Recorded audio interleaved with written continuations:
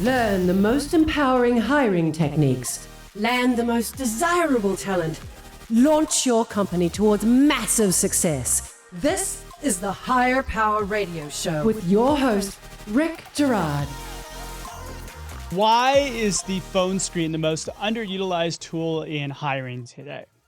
Well, there's a perception or fear that the person making the call will say the wrong thing and screw up the chances that the person will show up for the interview. The phone screen is treated like a quick used car sale. Tell people all the great things about our company, gather some basic information, and invite the person in to interview. And because we like the way that they look on paper, we assume that they will want to work for us. But here's the truth. High-performing people do not want to work for your company based on your sales pitch. What strong people want is to be understood and to be positioned where they can deliver the greatest impact in an organization. I'm Girard, and welcome to the Higher Power Radio Show. We help entrepreneurs and executives win the strongest hires by sharing insights from top-performing rebel entrepreneurs, game changers, and industry leaders. Now, today is another me show, and it's an episode to address one of the millions of questions I receive monthly. This question came up quite often, was how do I get better phone screens?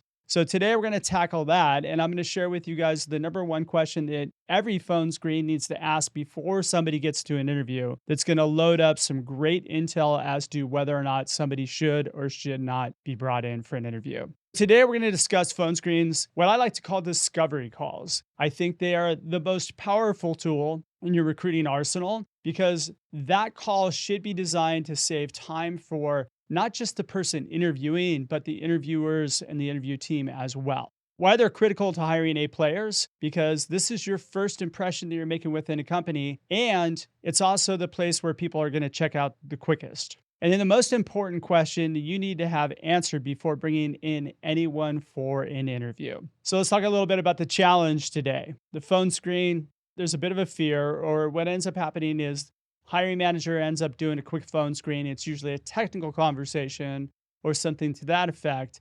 And again, we're treating it like it's a screen when actually screens are not a good thing. And let me explain why screens are not great. Screens are not a good thing because of the fact that what you're doing is you're filtering out the bottom 10%, and you're also filtering out the top 10%. Now, how is this happening? Because high performers, if they feel like they're being screened out or if they feel like they're wasting their time, they're going to check out. Naturally, those people are checking out of the conversation. This is something that is usually skipped, or what ends up happening is it's viewed as a time waster. You might have a recruiter or an admin or somebody within the organization call up and ask kind of basic questions as to whether or not they can come in, just to ask how many years of this do they have, how many years of that did they have. And it's essentially a situation where 90% of the really good people will weed themselves out because it's not impressive to the person who's on the other end. You have to think about what we're attracting in this phone screen. We're not really attracting people in. We're kind of trying to fend people off. And we're not in a market anymore where that is a good strategy, especially if you're trying to hire. I want you to think about the phone screen as an opportunity rather than a chore. I want you to start thinking of the phone screen, or the discovery call, as I like to call it, as how you can give a really solid first impression of your company. This is how you stand out as an organization. Now, look at a lot of us are entrepreneurs, smaller companies.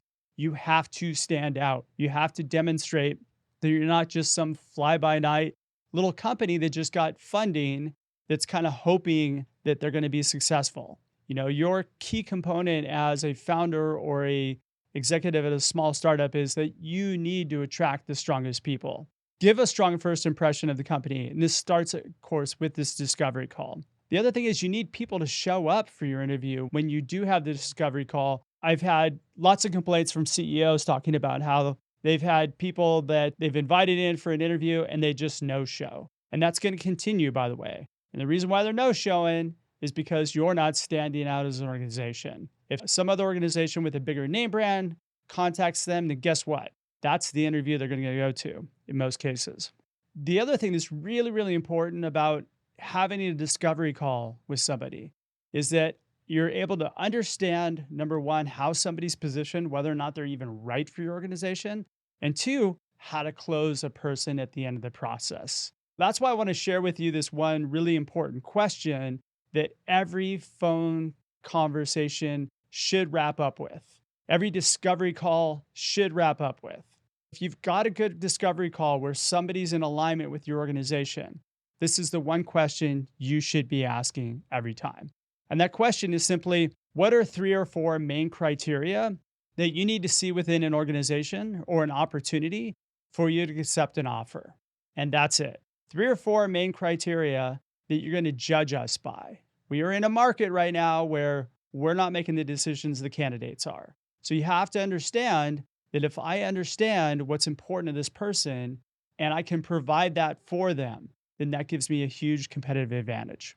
You're listening to the Higher Power Radio Show. I'm your host, Rick Girard. And for our podcast listeners, we're going to take a quick educational moment from our sponsors. Hey, check out stridesearch.com. There you'll find a link to order your copy of Healing Career Wounds. Let it be your secret weapon to winning the strongest hires. We're talking about the discovery call, and I just shared with you the most important question that you can ask at the end of a discovery call that is 100% going to get somebody to either lean in or bow out. And that's the purpose of the discovery call. Let's break this down in how we solve this issue with the discovery call, or the phone screen, as it's referred to. I want you guys to start thinking in terms of, how do we bring value to this phone screen? How do we bring value to a discovery call? And first and foremost, we have to prioritize it. We have to start looking at the discovery call as an opportunity to understand each individual that we're potentially going to be bringing in for an interview. It's not about just bringing somebody in and hoping that they work out. That discovery call is so super important right now. Now, if you're just squandering that time with a person who's saying, hey, you know what, I just want to ask you a couple screening questions, which, by the way, that doesn't impress anybody. So if you're asking screening questions, you need to get that out of your repertoire right away. But taking the time to actually say, hey, let's train our people to conduct a discovery call so we understand each person that's making it through to the interview process is going to be, number one, position well for the organization. And number two, we're going to be able to provide them the growth that they're looking for so that person will thrive in organization. So first, let's put value in the discovery call. That's the first step here. Now, the other thing, I hear this all the time from recruiters that I talk to and that I've trained throughout the years. I don't have time to call everybody. You don't have time not to call everyone. There's people that you're going to receive their resumes. Obviously, they're going to be complete mismatches. You probably don't need to call them unless you see something that might be some clues that lead you to believe otherwise. But it is your responsibility to contact people and get the right people in. Now, based off a resume is not the best way to do it, because we all know resumes are full of misinformation. The data, it's either incomplete or it's completely wrong. We can utilize it to confirm our biases, which is not a good method. But most importantly, the most optimal way to do it is just pick up the phone and have a conversation with somebody. Learn about them. Now, our job as recruiters is to do that. Do we provide that every time? No, we don't, because we're often caught up in the conundrum of setting up interviews and looking for more people and sending out emails and doing what I like to call busy work, not really productive work. Having conversations with people is a recruiter's business. It's what we should be doing with everyone. Making the decision to call everyone is super important. This is how you not only eliminate the bottom 10%, but also weed out the 80% of people that are not positioned well for your organization. They maybe would have made it through to an interview because they bring the right skills, but what they're looking for does not align at all with your company. Now, what do I mean by this? People will tell you in a discovery call what it is that they desire. I'm looking for a company that's a large organization where I can work my 40 hours a week, spend time with my family, and have a nice pension at the end of it. If you're a startup, is that who you are? That's a simple no. And so if you are a startup and you are looking for people to work in your company, if somebody's telling you that's what they're looking for, then guess what? You don't need to continue any further with them. You need the person who says, hey, I want to work at a small company. I want to be able to provide a big impact, and whatever else that might sound like what you're looking for. But this is also how you are able to recognize the top 10% and get them to lean into your organization because you understand that what they're looking for is what you are. And now that puts us in a position of opportunity. It puts us in a position where we can understand what the hot buttons are for that person and allow them to lead the process into joining your organization. This brings me to the next point, which is really taking what we do and looking at that the screening call is typically a situation where we want to evaluate whether or not somebody brings the right skills to the table. We want to understand whether or not they have the comp that we need. And we want to understand whether or not they can come in on Tuesday at 4 p.m. Skills is important for every role that you're looking to fill, but positioning is more impactful. Being able to understand what a person's pain is, what it is they desire, and then more importantly, the impact they bring to the organization is far more important or relevant to your organization than just asking if they have 5 years of this and 4 years of that. So the common info, great. As we go through this conversation, we're asking questions that allow us to understand what's important to that person.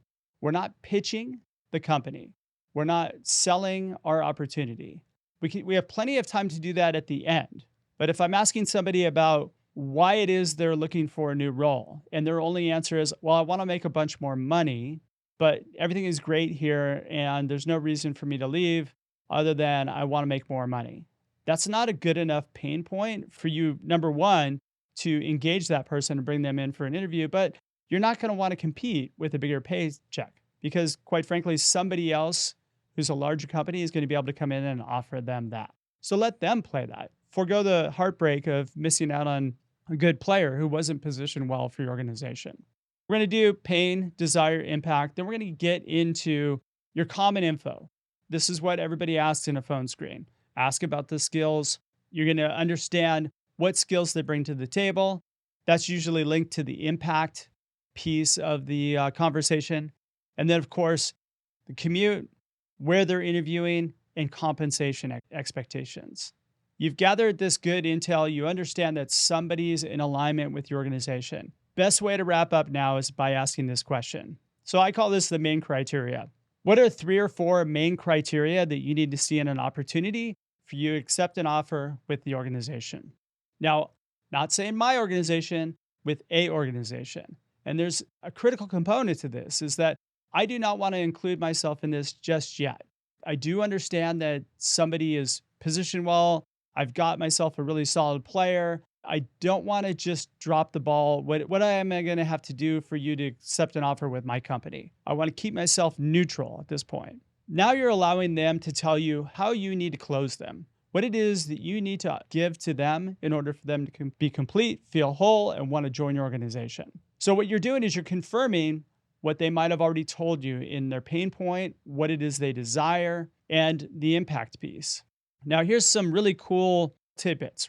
What people will give to you in that moment is they'll give you the order of priority of what's important to them. So they may say something like, well, you know what? I need to work with really smart people. I really need to work on a project where I feel like I can make a bigger impact. I really need to be in a collaborative environment. I really need to work by myself.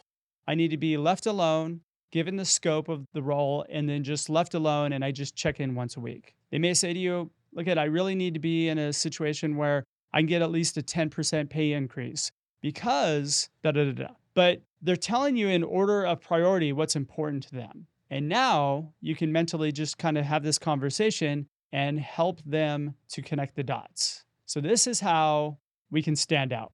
We confirm what they desire, and they've given me now what it is they need in order for them to join my company. Now all I have to do is I need to spend a few moments connecting the dots for them. Because they've given me what's important to them, now I can start presenting my company and my opportunity. Now I can start presenting what the role is. And I can do it in such a way where I can target what's important to that individual. That's huge in making an impact on whether or not somebody's going to be able to join your organization or not. And now all I have to simply do is basically allow them to take ownership, and I allow them to ask for the interview.